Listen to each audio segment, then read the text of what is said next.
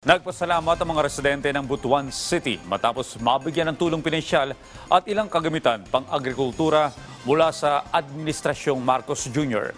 May report sa Regine Lanusa. Rise and Shine, Regine.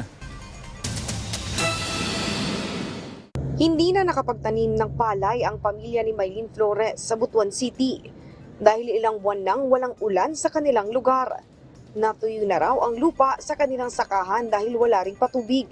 Kaya naman, nagtrabaho na lang sa golf course ang kanyang asawa upang may maitustos sa pang-araw-araw ng pangangailangan. Laking tuwa ni Maylene at isa siya sa mahigit 11,000 magsasaka at mangingisda na binipisyaryo ng Presidential Assistance to Farmers, Fisherfolk and Families. Tig 10,000 piso ang ayudang natanggap nila sa Butuan City Sports Complex. Dako sa ako lang ma'am, super dako jud kay siya tabang para sa mga magsasaka.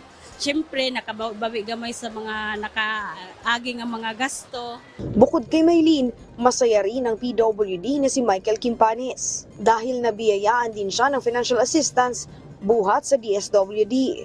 Sinamahan siya ng kanyang tiyahin sa pagkuha ng ayuda. Malaking tulong daw ito sa kanilang pamangkin lalo pat mga senior na ang mga magulang nito. Dako kaming pasalamat ma'am nga naapil mi isa siya nga naapil sa ingani nga programa.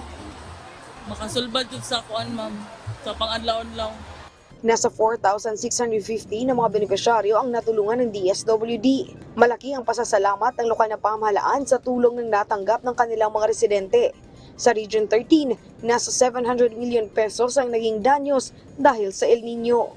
Your support to our agricultural sector during these challenging times is highly valued, particularly the assistance allocated to the farmers and fisherfolks of Butuan.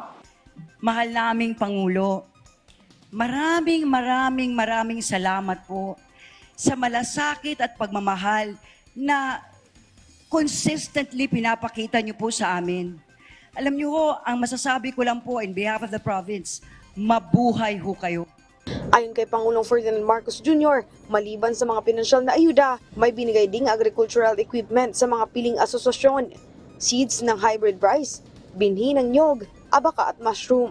Mayroon ding feeds para sa mga bangus at hipon.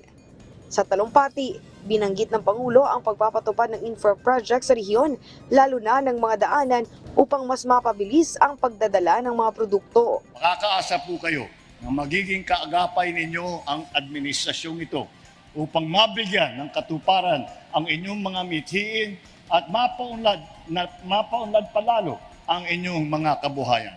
Pakiusap ngayon ng gobyerno sa mga benepisyaryo na ingatan at palakihin pa ang mga ayudang pinamigay sa kanila. Regine Lanusa para sa Pambansang TV sa Bagong Pilipinas.